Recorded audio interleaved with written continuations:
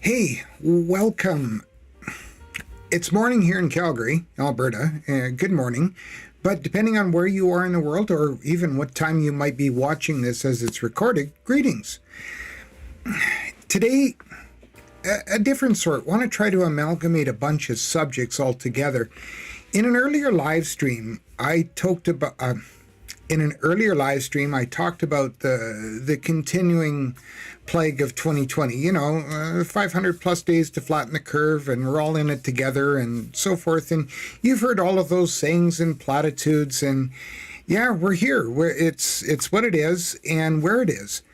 But today I thought in this episode we could look at how those of us who are tasked with health and safety are working with the circumstances we're in, but also how do we look after traditional health and safety issues in the workplace? And then add to it carrying this burden of masking, distancing, hand hygiene, so forth in our everyday work, and discuss how we're coping with everything, because realistically we have to remember a couple of things. Gravity still exists. People fall, things fall. There's still centrifugal force. We get spun off stuff and so forth. So there's still the normal physics of health and safety that we have to understand and cope with, besides these new biological concerns, shall we say. Now, before I get a little too far into it, we have to realize one thing, that this is live, there's chat. Oh, hi, Jim, welcome. Hi from Calgary. Glad you could join us. So let's just quickly cover the chat rules here. And, not that one. Let's talk about this one. Yeah, there we go. Participate. Your introductions are nice. Who you are, where you're from, and if you're joining the live stream late, just jump in. But ask and answer questions. Your knowledge and opinions count. Everybody's opinions count. And but on that, be civil. No name calling, no insults. And considering that this is discussion, whether it be on the chat or the material in the video, we shouldn't consider this as professional, legal, or medical advice or anything like that. It's discussion and discourse. That's all it is. So in addition, we're going to be talking about the plague, shall we say. So on that, no medical advice, no scientific advice, nothing else like that, no vaccine shaming, pro or con, no URLs or any links or anything else in the feed, please. Now, I want to apologize first off for it's been a few weeks that I haven't live streamed. Been really busy, wanted to switch days and times, but needed to go over the data. Now, currently, the data says that anywhere between 9 and noon, my time, is the best time to live stream on a Monday or a Wednesday. So I'm not sure where I'm going to go with that just yet. But anyway, we'll live stream on the right now, today, on Mondays, and we'll see if we're going to move. But right now, a couple other things that we should talk about. Some things that have gone on.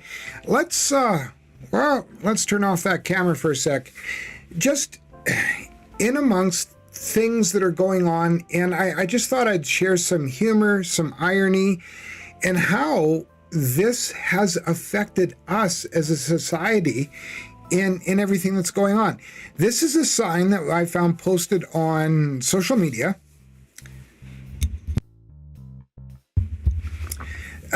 And it just goes to show how confused and, I don't know, distracted I think that we've become in society. Here we have maximum elevator capacity is 1. Okay, I can understand that depending on the size of the elevator. I can understand the concerns. But no talking on the elevator, and please maintain physical distancing. From who? From what? And does that mean if I hear voices, I can't answer them on the elevator? I don't know. It's just, but once again, this is where it is in the confusion and where we've got to at this point in time. Now, a couple of other things, just talking about what's gone on recently. And it's amazing how we suffer distraction. Recently here in Canada, we went on a 30-day election bender. And just like any other binge, we woke up after it was over with less cash and a pile of regret. We ended up spending about $620 million, and I say we because it's the taxpayers of Canada. And as a result, we still elected the Right Honourable Prime Minister Justin Trudeau as the Prime Minister. Now, incidentally, to note with all of this, we could have funded another 400 plus beds. And that's the thing. That's where we've come into this situation with how we deal with stuff and what's going on. It seems that we've made things more difficult with how we cope with the plague and so forth. And this same thing is happening with health and safety. And so I appreciate all the comments I get, whether they be positive, negative. I want to hear from you and what you think throughout this and in the stream. I'm also going to start posting things on my community channel because I've hit 500 subscribers. Yay, thank you. And so because of that, YouTube has opened up a community tab on my main channel page, allowing for things like polls and forum posts and so forth. So I want to start using it and hear from you. But some of the other things that we need to consider regarding health and safety, and I just thought what I would do is talk about some recent things in the news. And here's one. And this is from Raleigh, North Carolina, and it's from an actual legal site, believe it or not their blog. Richie Law, I'm not sure, in Raleigh, North Carolina. Now, once again, it goes to show you the importance of considering traditional safety over other things, and don't let things distract you. Hazard assessments still have to be done, and the hazards have to be considered in their order of severity and consequence and risk. So in this case, it's, and this is North Hill Shopping Center in Raleigh, North Carolina, not North Hill in Calgary. So just to be clear with that. But construction going on, and there was a collapse. And as a result, paramedics, fire crews, first responders, everything called to the scene, and an injured victim was rushed to hospital for treatment. At the time of the news article, condition wasn't known. Now, I've received lots of videos, either through social media, they've been posted on social media, my direction was attended there, or so forth, and I can't show one. I've got a few on my hard drive. And unfortunately, believe it or not, with these videos, I can't show them on YouTube because there's fatalities involved and it just goes against the community guidelines. So I won't be showing them. But trenches collapse and you cannot outrun gravity. You can't. There's just no other way around it. You cannot outrun gravity. And people, I can't begin to tell you how many people have this assumption that they can. And it's weird. It's weird. So hazard assessments still have to be done, and you can't let yourself be distracted from what the real hazards are. Now, here's another one, and the irony behind it. I'm not sure if you read it, but over the weekend, actor Alec Baldwin was holding a firearm, and it accidentally discharged. Now, the tragedy is it hit a woman, and the projectile hit a woman, and she's a wife and mother, and she's no longer with us. Now, a couple of points here to consider. Number one, first and foremost, Alec Baldwin is a rabid gun nut, and he is anti-gun and everything else like that, not taking a stance, not caring. However, let's just think if he had taken, and in some cases, NRA in the United States sponsors gun safety courses often for free as a community thing. What if he had taken one of these safety courses? And that's one of the main points here is don't be ignorant of safety because of your points of view. if he had taken a gun safety course, who knows, things might have changed. But the other point is regardless of criminal charges being passed or pressed or not, either way, or a release from criminal responsibility, OHS legislators in many jurisdictions still have the right to weigh penalties. And it's, I don't know. Realistically, when we look at it, this was likely an avoidable situation in so many ways. So, just something to note. Now, other thing in the news, and this is of importance when we think about it, is COVID a compensable workplace illness? And can it be a compensable workplace illness? And it's a really good question.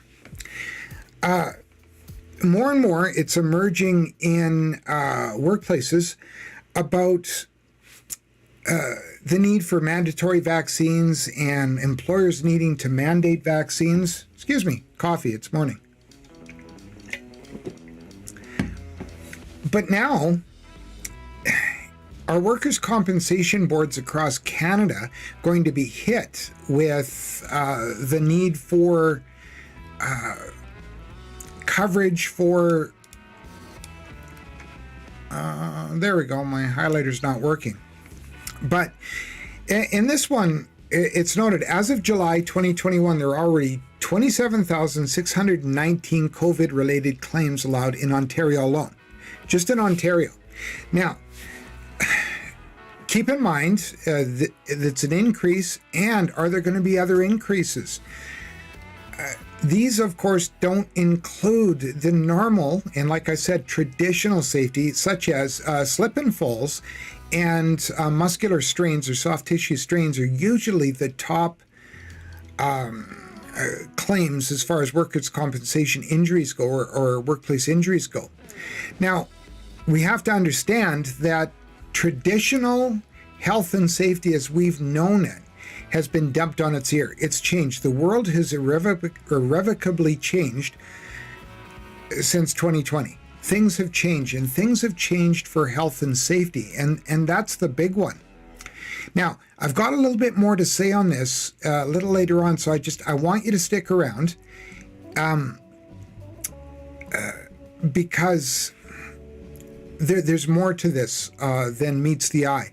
There's more that we got to consider, not just workplace injuries as far as COVID-19 goes, and the plague and the pandemic, whatever you want to call it, workplace illnesses, but how it weighs in with everything else. Because what a lot of people aren't understanding is that, yes, something that's on the forefront, right in front of your face, just like this, you tend to see. But if I hold my hand in front of my face, you notice that the whole entire background behind me is still present. I may not be able to see what's directly in front of my face other than my hand, but there's still the rest of the world going on, and that's the important thing. So let's just have a look at another article right here. And that's this one. You see the headline?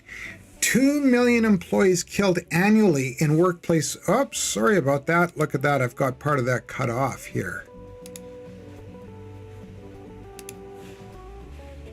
Let me see if I can fix that a little bit.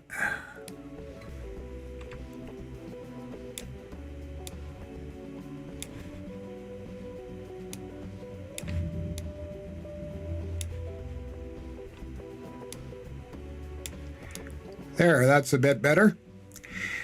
Sorry about that. Now,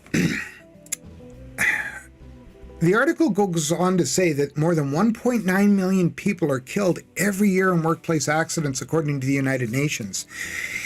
Now, the other important thing to realize is this little bit right here.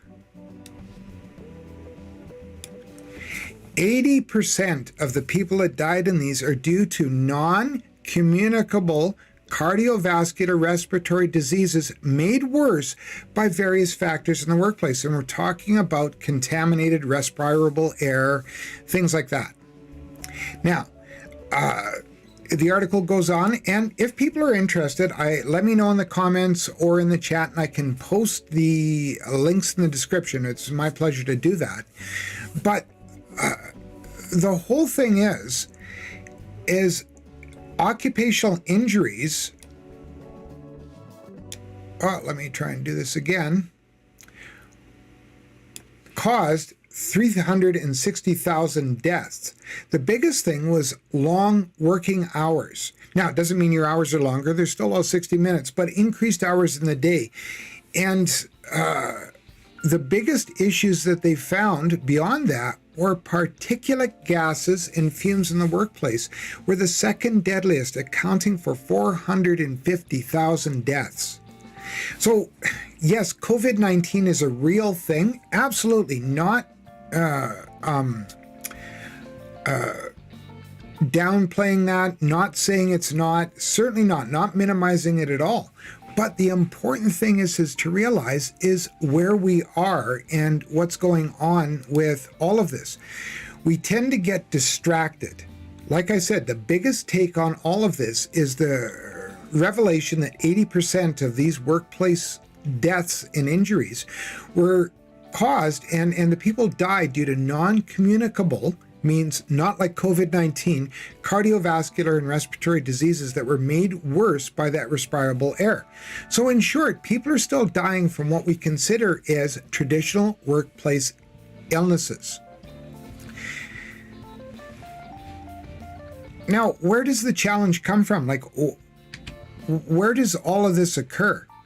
Like, how does all of this come about, and what's causing this awareness to change?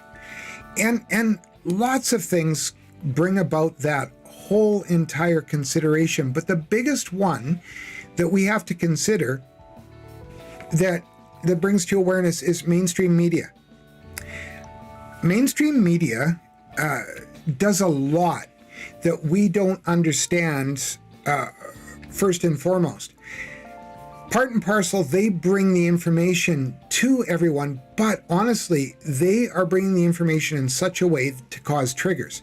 Now, no fault, they're all fighting for advertising dollars, understanding it. So they will hasten and to continue to bring about salacious headlines and sensationalize things. You can agree, disagree with me, I don't care. But here's a good example. If you've paid attention recently in the last 3 weeks to mainstream media headlines, you will likely understand that you've heard a lot about horse dewormer. Not about the fact that they're talking about a drug that's been prescribed to over 3 billion people. Safely, I might add. And a lot of cases, it's been used to fight a lot of different viruses. This is the truth. But the context isn't there because, you know what? It's not sensational. It doesn't draw the audiences that you think it would. So, you know what? Mainstream media, there's a cool word out there. It's called context. Look it up, put it to use. You make things for us safety people a lot easier if you do. You honestly do. It's the absolute truth. We have a tough time because people bring their awareness of current events to work, and then we have to deal with it. So exactly that. How do we deal with it? Well, let's look at this, for instance. Let's consider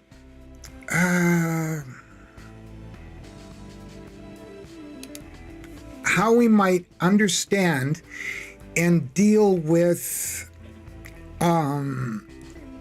this perception of what's severe in the workplace versus traditional safety. It's hard. You have to try and word this in such a way that it's not going to offend people and it's not going to minimize the current events and what we're dealing with right now.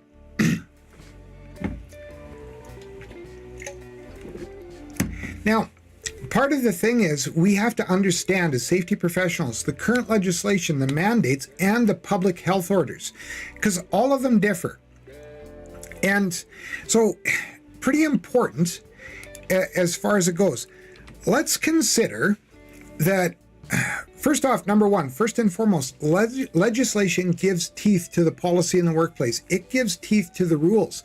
Now, by all means, he who has the gold makes the rules. So the employer can mandate separately what they want, but then what it becomes is very difficult to enforce and deal with if there's no teeth to it. And I'll talk more about that in a sec. But legislation helps you to weigh the priorities. So, for instance, masks are mandated whenever you're in a group of people. But let's say that you're on a scissor lift and you're working and you have to be concerned with things like fall protection on the scissor lift, gates, the railing around the scissor lift, and not to mention the tasks that you're performing. And let's say that those tasks require you to wear protective lenses, safety glasses, like these ones, okay? So you're up there doing work and you're required to wear safety lenses. And now you have to wear a mask because there's somebody else on the scissor lift. Really and truthfully, what's the most important thing and what's the hierarchy? The ground is a long way down. The scissor lift is workable. There might be people around the area, etc. So you have lots of hazards that you have to deal with, plus you have things that are actually legislated that you have to deal with. So if all of a sudden a worker has to remove their mask because they can't see what they're doing, and if they can't see what they're doing, it may cause harm to others, what do? Lots of different choices, and there's lots of different variables that we could put into the scenario. Oh, hi, good morning, David Oberly. And, oh, well, thanks, yes. Hope you do watch it later on. And, yeah, thank you. Sorry about I didn't get to you earlier in the chat. But we have to consider traditional safety. And if we have to remove a mask to do what we're doing, what would happen if you asked the worker next to you, hey, I can't see, can I remove the mask? Or we have to stop the work entirely. Okay, it becomes this difficult struggle. So we have to understand that legislation gives us teeth, and it also points out the painfully obvious. It helps you to bring this clarity to the confusion, that's for sure. Now, I'm not saying that masks shouldn't be worn. I'm not saying that you take your mask off just because. I'm saying that you have to consider the consequences, do the risk assessments, note the hazards, and deal with them accordingly. Okay? Now, the next thing is to understand your employer. Okay? Putting all of this together will help you to deal with traditional safety and operationalize dealing with COVID-19. Understand your employer, because sometimes their concerns and priorities don't necessarily align with everybody else's. Your employer has a lot to be concerned with, such as, do we keep the doors open in our business? And we've seen how currently COVID-19 can do that. It can close doors. And the employer might be concerned with, I have to balance workplace safety, traditional safety, and balance the workplace culture at the same time. They may also have their own personal biases, and I'm going to talk more about personal biases in a bit. So understanding your employer and where things line up, you know what? Your employer may be adamant about mandating vaccines, or it's entirely possible that they're not going to require employee vaccines. Whatever it is, you have to align with your employer, because two things are going to happen. Number one, and the first and foremost, if you're not aligning with your employer, it's going to show, and it's going to undermine your safety program. Now, the safety program belongs to everybody in the workplace, but you're the one as the safety professional that's the main steward of it. You're the face of the safety program a lot of times. I agree, it should be the CEO, but you know what? Perception isn't that way. It's not going to necessarily be you. The CEO, it's going to be you. Now, the second thing is he who has the gold makes the rules, okay? So, understanding your employer has a business to run. Their thoughts and concerns may well differ from yours, and the current events create bias in all of us. It does. There's no way that you can escape it. No matter if you're endeavoring. I've been endeavoring to be middle of the road. I've tried to walk it, but you know what? That tightrope pulls me left to right all the time. And it's very precarious, and you know what? One day I might even fall off. So it's important that we understand that current events will create a bias in all of us. And on that note, your opinion does not matter. I try to include that in a lot of different videos, that your opinions don't matter. They don't, not at all. Opinions cause rifts. You have to look to the facts, no matter what. The pandemic, I almost said plandemic, terrible, but the pandemic is a polarized issue. You have to leave your bias at home, no matter what. Opinions, in fact, bring more gray than black and white. They do. They cause a terrible problem. So regardless of where you are on things like vaccinations, things like the whole entire plague as a whole, what's going on at your local church, or what's going on in your beer league hockey team, you know what? You have to leave all of that at home. And so just to recap, be aware of the legislation, be aware of what your employer says. But the next most important thing is solid health and safety policy. Solid policy provides clarity. Your health and safety policy is, how should I say, your foundation. It's your cornerstone to everything. So number one, hopefully you've had solid policy going forward before this occurred. If you haven't, don't try to rewrite it to fit the current circumstances. Not at all. That's not going to work. Because one thing that you need is good solid policy. Trying to write it to fit the circumstances is not going to work. Because if you've noticed, the goalposts are switching on a constant basis. I mean, you picture it, you're a hockey player, and the goalposts are here, then they're here, then they're here, then they're there, then they're this big, then they're that big. They've been switching and moving on a constant basis since this thing started. So if you're trying to write your policy on those goalposts, you're going to fail.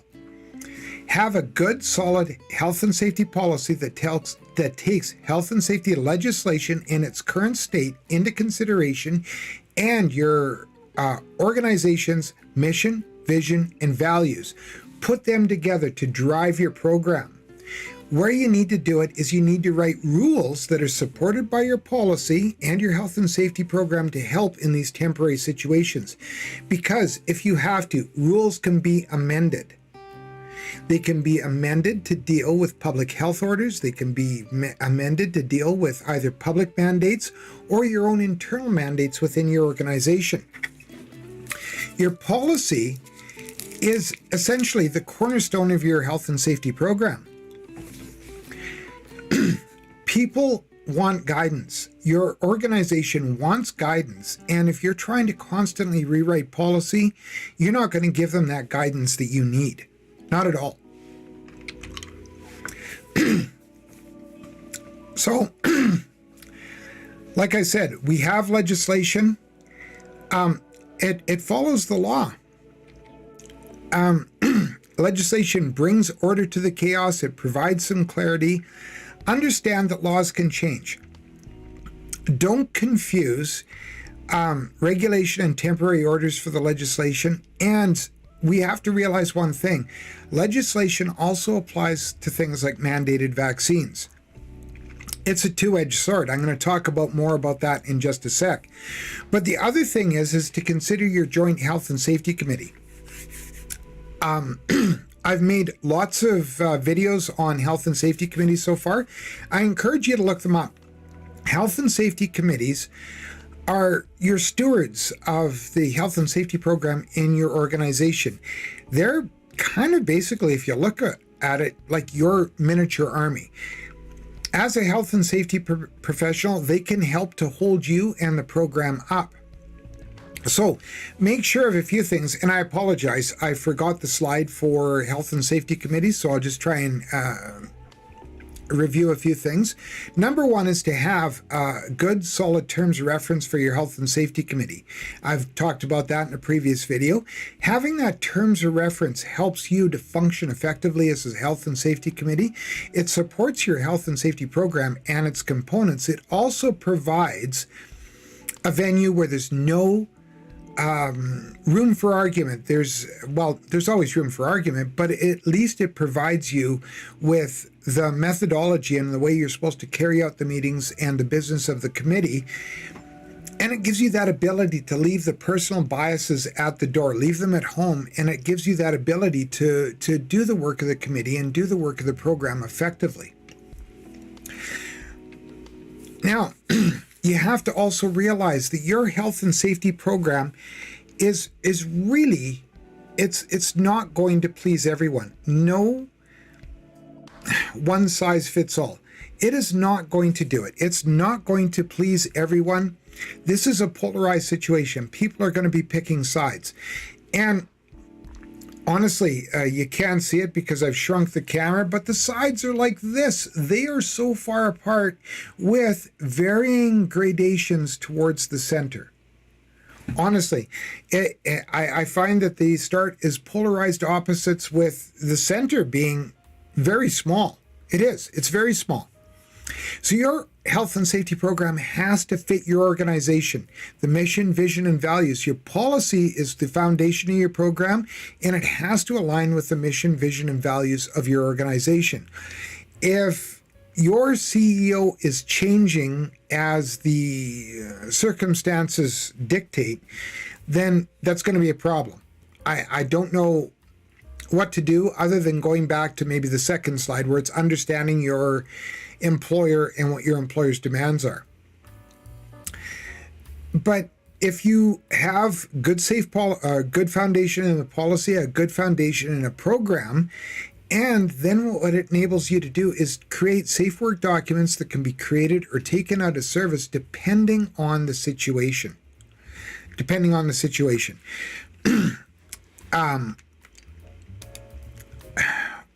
What happens is we get really quick, we want to fix things right away. We all do.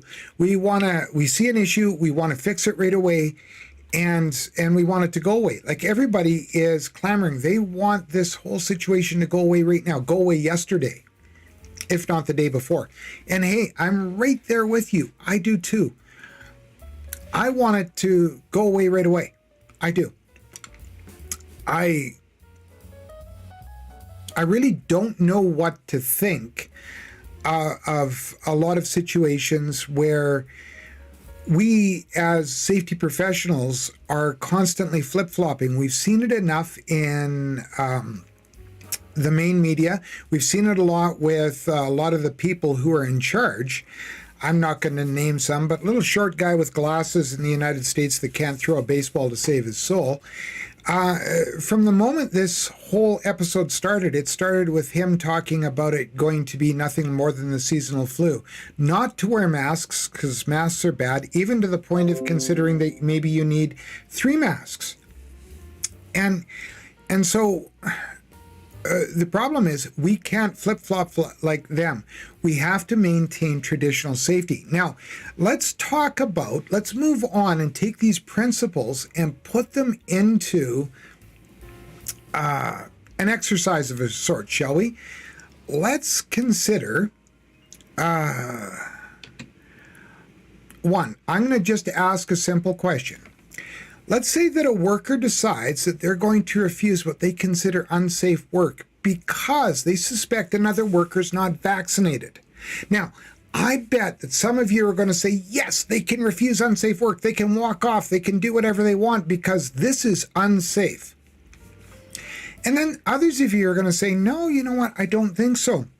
Now, keep in mind, jurisdictions differ. Alberta recently, they redid what they consider as their definition of unsafe work, and it's immediate. It's not a chronic exposure, it's immediate thing. And so you know what, where you weigh it back and forth, it doesn't really matter. It's the refusal of unsafe work. So what I'm going to do is I just want to play you, and if this isn't working, by all means, let me know. But I want to play you a short video, and let me know in the chat if this video isn't playing correctly. And I'm hoping that we won't get an advertisement. If we do, I'll talk a bit. But I'll watch it and then we'll talk about it.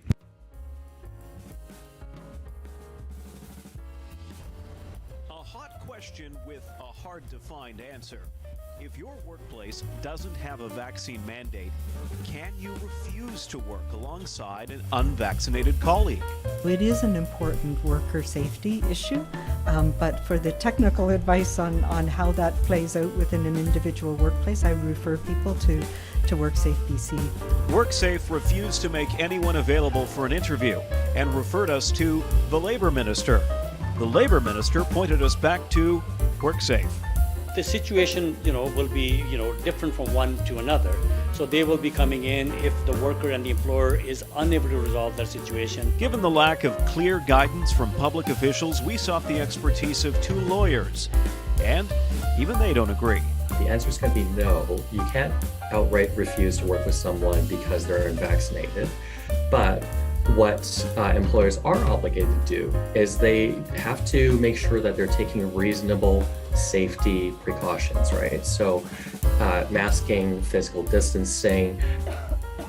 It's going to depend on the workplace, and I would say yes. The challenge is if you're in the workplace as a vaccinated person and you have someone in that workplace who is unvaccinated, there's a much greater risk of infection to you as a vaccinated person.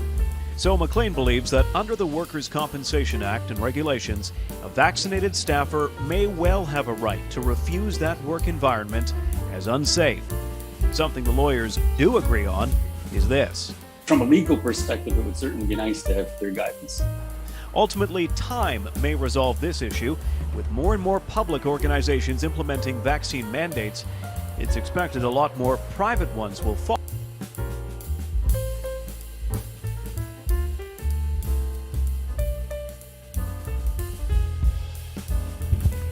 So, yeah, there's the whole notion. Now here, let's just consider the question again. Okay, can a worker refuse what they consider to be unsafe work because they suspect another worker's not vaccinated or they know another worker's not vaccinated? And once again, like I said, some of you are likely going to say yes, and some of you are likely going to say no. Now, let's consider a couple of different factors here right off the bat. Number one is that when the reporter went to talk to the occupational health and safety legislator and the authority having jurisdiction, which is in this case WorkSafe BC, WorkSafe BC didn't have a definitive answer. And so, the Minister of Health, the Chief Medical Officer, Bonnie Henry, didn't have a definitive answer. She segued and went over to WorkSafe BC and saying that they should have the answer. And WorkSafe BC went to the Minister of Labour, and the Minister of Labour went back to WorkSafe BC. So once again, you see that the people who are in charge don't have a definitive answer. What they've done is they've put it on the backs of the employers. And what do the employers... Have I got music in the background, Jim, or is it too much? I'll just pause it. How's that sound?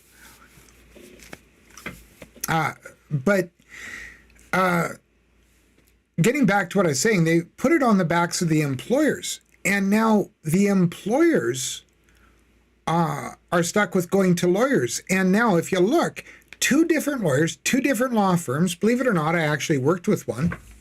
Not for the law firm, but they were a legal advisor for some situations that I was dealing with. And now, so we have 2 different lawyers with 2 different answers. So is it possible that personal biases can reflect and affect how we're going to deal with things? Because realistically, both of them can't be right. Or can both of them be right? That's a good question. Can both of them be right, or can they not both be right? And that's the issue. Sorry about that, Jim. I had to turn the music down. But anyway, when we get right back to it, here's the situation.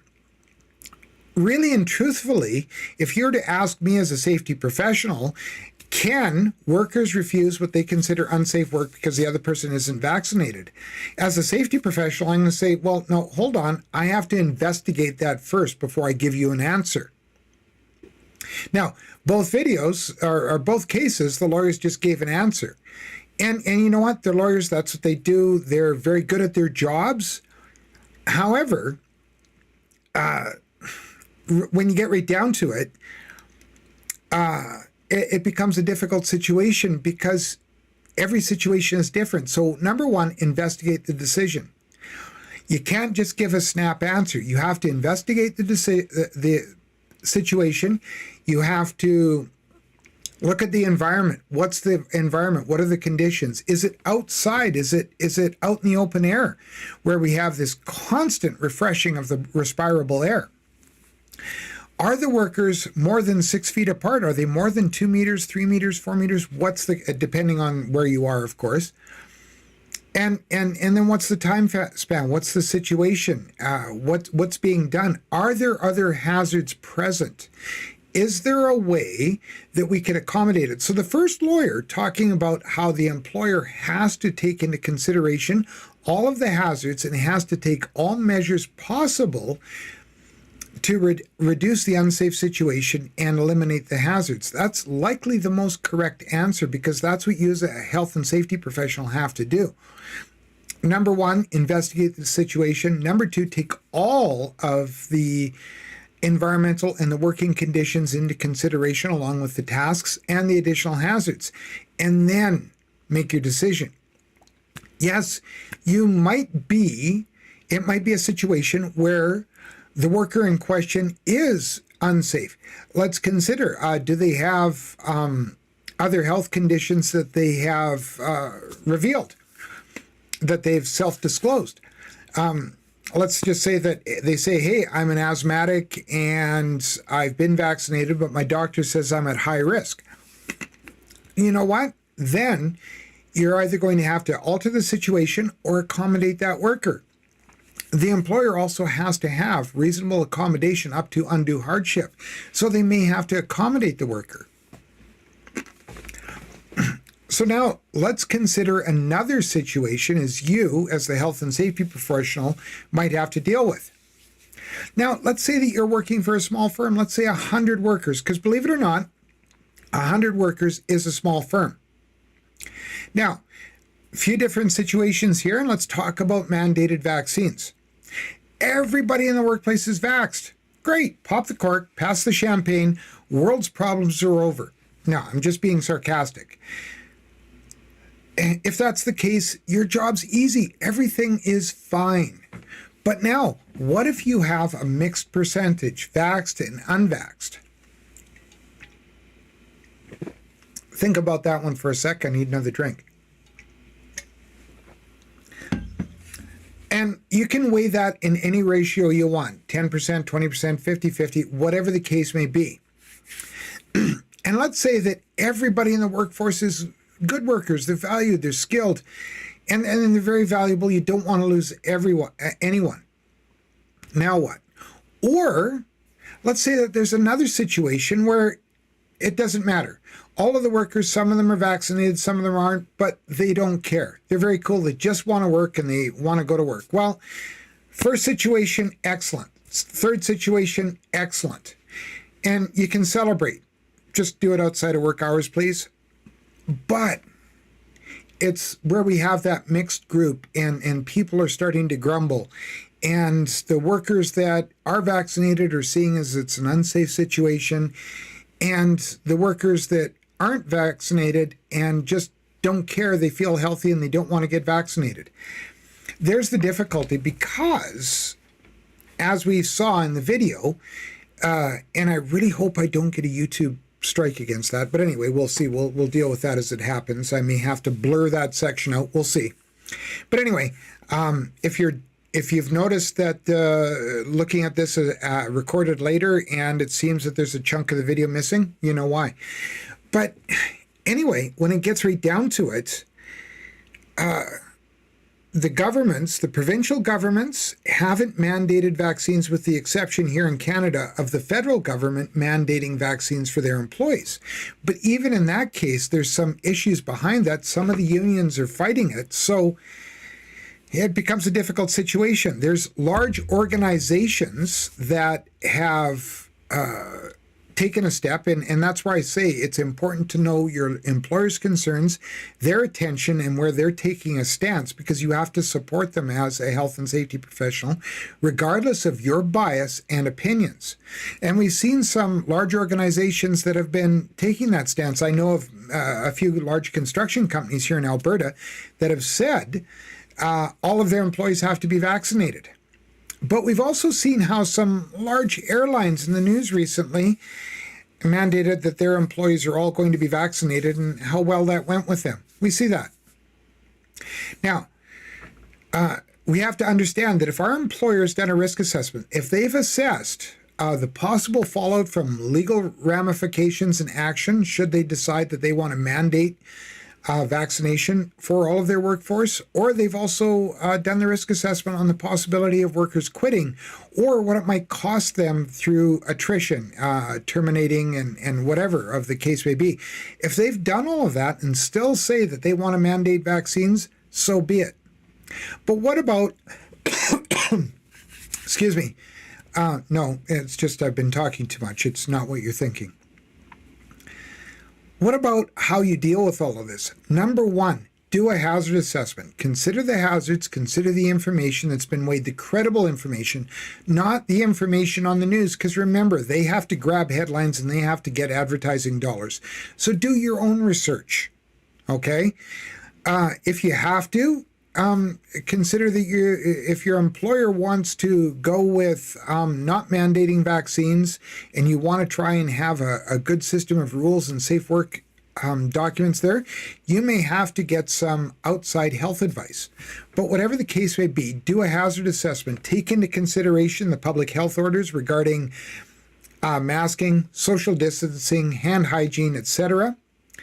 And then consider the accommodations of the workforce. Some people might be able to work from home. Some people might not be. So how do you do it?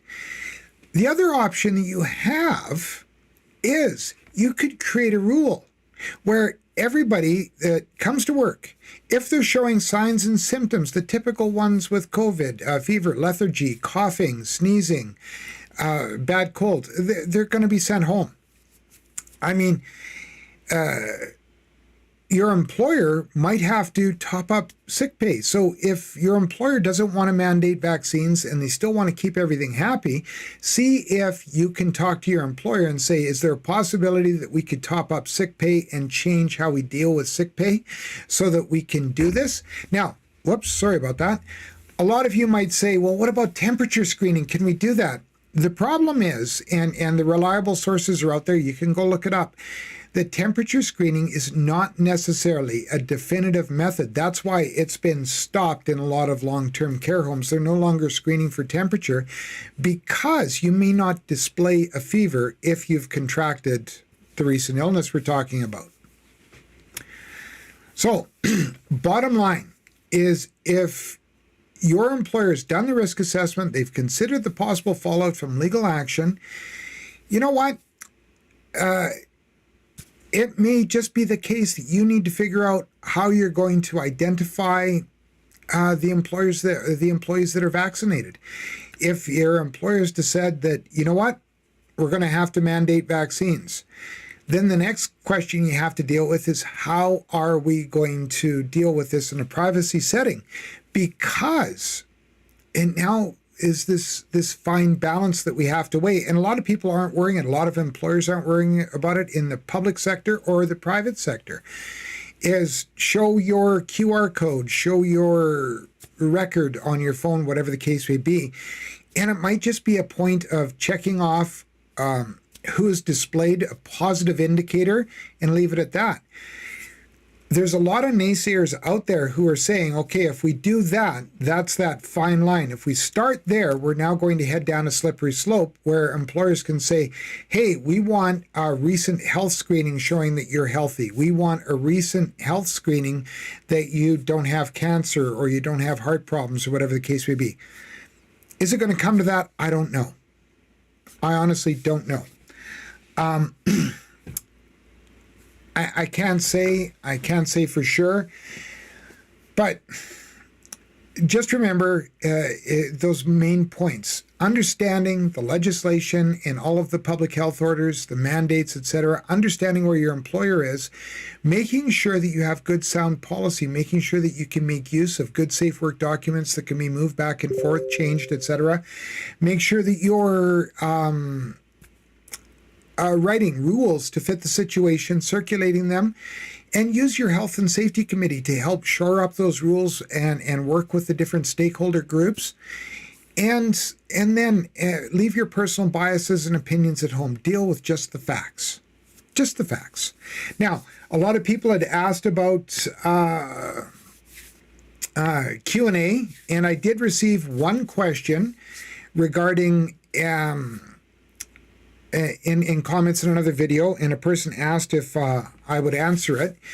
I'll likely have to do another video on that, but how and where do we start with a health and safety program or a health and safety management system? And really and truthfully, it's a very difficult question. I'll summarize it quickly here and then do a longer video on it later. But number one is to ensure that you know the organization you're dealing with and them as a whole. Because it's one size does not fit all, and it's not a cookie cutter solution. You can't take someone else's health and safety program and make it fit for your organization. It has to be tailored. The next thing is to make sure that you have a good sound policy to start from, and then you can build your program, and your program should always align with the organization's mission, vision, and values, because that way your organization will adopt it really quick. The other thing is to involve the Health and Safety Committee on the creation and alteration and review and revision of anything within your program, because they're the ones that represent the different stakeholder groups, and they will provide a lot of the answers to the questions you're asking.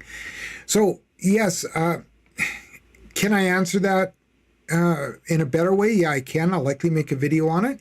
But really and truthfully, if you watch all of the health and safety program videos that I've done in the Safety Programs Explained series, they will answer a lot of those questions. And since I haven't received any other questions in the chat, Jim made a good point. Television for workplace injuries and deaths. Why are we not open to see the bigger picture? And you know what? Honestly, we're not, but I think I might have answered that earlier on, Jim, with the idea of this, the hands right in front of the face. We're influenced by the news and mainstream media to a huge extent. And in fact, mainstream media, they actually use psychologists and to provide them with what they call a nudge factor, a way to nudge the emotions of people so that they will continue and stay. And they employ a lot of things, like, for instance, very first headlines are very salacious and very intriguing and grab you right away with sensationalism. And a lot of times they will speak to the context, but not the entire context. So why are we being influenced? It's simple. The mainstream media is doing it, but they're doing it because they need to sell advertising hours to gain those advertising dollars. I really would be curious if somebody's done it, and maybe I'll look for it, I'm not sure, if advertising revenue started to go up with the news agencies after this started last March of 2020. I'd be really curious to find out. Not sure. And that's the best answer I can give you for that situation. So, yeah, I don't know how much more to say other than, you know what? It's been great. I want you to do me a favor. Don't just think about safety. Don't just talk about safety, but wherever you are, do safety and make sure that you always understand the facts. I'm going to go to the closing screen pretty quick here, and I hope it's not out of focus. But once again, thank you for all of you that joined in. Take care, and I hope to see you again on the next live stream, and check out all the videos. Anyway, take care. Bye for now.